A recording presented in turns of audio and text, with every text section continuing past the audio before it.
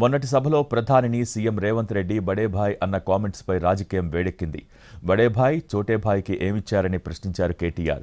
వచ్చే ఎన్నికల తర్వాత రేవంత్ రెడ్డి బీజేపీ తీర్థం పుచ్చుకుంటారని చెప్పారు. ప్రధానిని రేవంత్ బడేభాయ్ అంటే ఒక్కటైనట్ట అని ప్రశ్నించారు కేంద్ర మంత్రి కిషన్ రెడ్డి.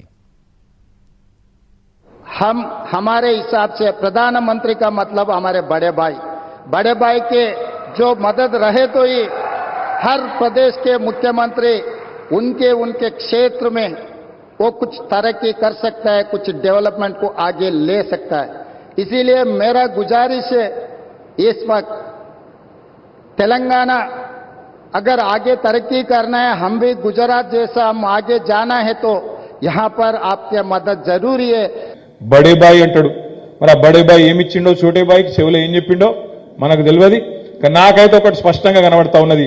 రేవంత్ రెడ్డి భవిష్యత్తు, రాష్ట్రంలో కాంగ్రెస్ భవిష్యత్తు నాకైతే నిన్న మీటింగ్తోని మంచిగా అర్థమైంది.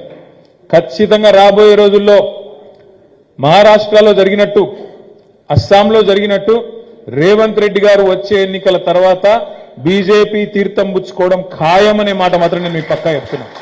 మరొక ఏకనాథ్ షిండే, మరొక హిమంత బిశ్వాస్ శర్మ ఇక్కడనే ఉడతాడు, కాంగ్రెస్ పార్టీని బొంద పెడతాడు. నేను ఉత్తగా ఆషమాషికి చెప్తలేని ఈ మాట.